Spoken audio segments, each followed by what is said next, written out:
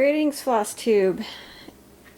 I'm back doing the tutorial that I promised on rinsing floss, and this is the group that I'm going to do today. The threads that are along here, except for the last two, are for this project right here. The problem that I found is I went through my entire stash, and all of my Weeks dye works and the Gentle Arts sampler threads, all of those I had, that they were marked color fast. But you know, really that doesn't mean that they're totally color fast. So we're gonna do two of the dark reds that I have, and then all of these colors are older Crescent or Classic color works, and they're definitely marked not color fast. So that's why we're doing those today. And let me show you real quick. I got these cable ties from Walmart.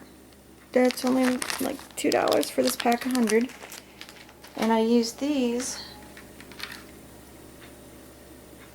to wrap around the floss. Don't pull it super tight. You just want to keep it so that it doesn't tangle while you're washing it, and it also gives me a spot to put it on the hook to dry. Now the Weeks dye works come in this nice loop, so I just put one at each end. Your Classic Colorworks and the Gentle Arts, they come off as a length that is looped at one end. This is where it attaches to the card right here, and then you have a free end. So what I did is I put one where it attached to the card, and then at the other end I string it through that loop at the bottom like that, and I thread those loose ends through it as well, and tighten it up so it's, you know, it's up there but it's not real tight, so that the water, you know, can get in and do its job. Alright, so now we're gonna start the rinsing. Okay, here we are at the sink. I have just a glass casserole dish. I got this specifically for doing my threads. When I'm done with it, I put it in my craft room so it doesn't get used for food. You know, last thing I wanted to have happen is, you know, I want to go rinse threads and I find this puppy in the refrigerator full of food. No, don't want that to happen. So it stays in my craft room. I like the glass and my white countertop. Normally I'm not happy about having a white countertop, but this time it works. If you don't have a white countertop, just put a piece of white paper in a page protector and set it underneath. And the reason you want to do that is you can see better if the color is leaching out into the water. Alright, so what we do is we're just going to fill this up with a little bit of hot water.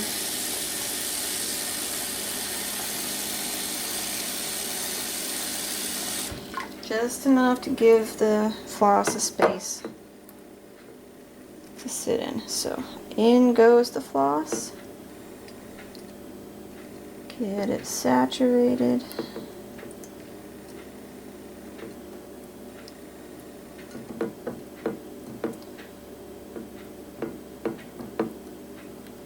And then what we do is we set our timer for 10 minutes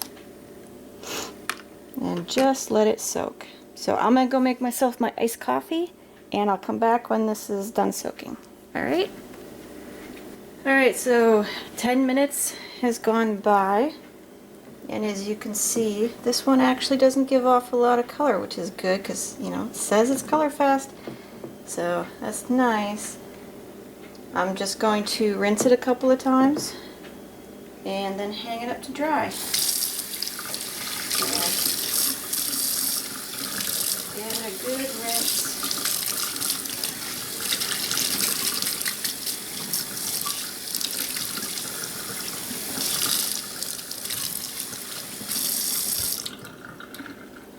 Alright, I put it on the paper towel for two reasons: to blot it to get most of the water out, but also just to triple check that there's no bleeding. And I don't see any, so I'm going to hang this up on my drying rack, and then I will do each one, and I'll show you if any of them, you know, are bleeding really a lot. So we'll come back. Alright, so I'm back after 10 minutes. What's in, oops, sorry, bumping the camera. What's in the dish right now is Gentle Arts Old Red Paint, and it is a bleeder. What happened is I put it in the water, and then I realized the water had gotten too cool, so I pulled it back out of the water. I set it on some paper towel, and I filled the dish back up with some hot water, and when I grabbed the skein off the paper towel to put it back in, this is what I found. Can you see that? It definitely bled. So the rest of them, what I'll do is I'll do a blot test first, just to show whether or not it's a good bleeder or not. And then I will, oops, sorry about bumping the camera again, darn it. Then I'll just show you all of them hanging on my drying rack. Okay? So I'll get them all done, and then I'll show you all the blot tests from the specific colors. Alright, hello guys. I'm here to show you the pre-rinsing blot tests. The Weeks Dye Works Garnet didn't get blot tested, so I can't show that, but I will show you the rest. As you recall, this was the Gentle Arts Old Red Paint, and this was just laying on top. I didn't actually get to blot it. So you can see, yeah, just contact transfer right there. So it's definitely a bleeder. This one was marked as color fast, but you know, they do put on the back of their tags, even though we're color fast, we highly recommend you rinse your threads. So good advice right there. And the rest of these are the Crescent Colorworks, Crescent Colors Colorworks, yeah, the one that changed their name. And these are the older ones. They're not color fast at all, according to the tag. So this one was Red Currant. Yep, check that out. That was a bleeder. Alright, next one was Caterpillar. Yep, and there's some transfer right there. And the next one, oh, Roasted Chestnut, Chapow. That one was a bleeder. This one had to get a double soak and rinse.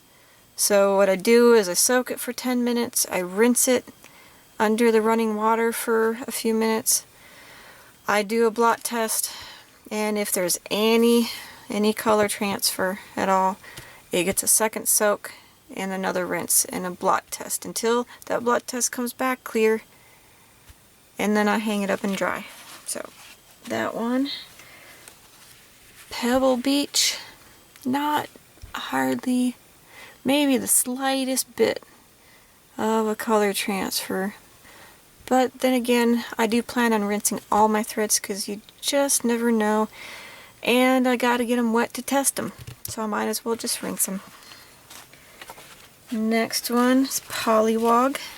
Again, a slightest bit of transfer. Okay, and then the surprise. This was the lightest color of them all.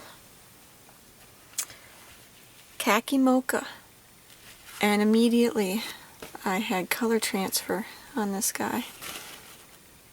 So you just never know by looking at the floss. I would never have guessed that this one would transfer, and Polywog, which was definitely darker than this one, wouldn't. So there you go. There's the blot tests.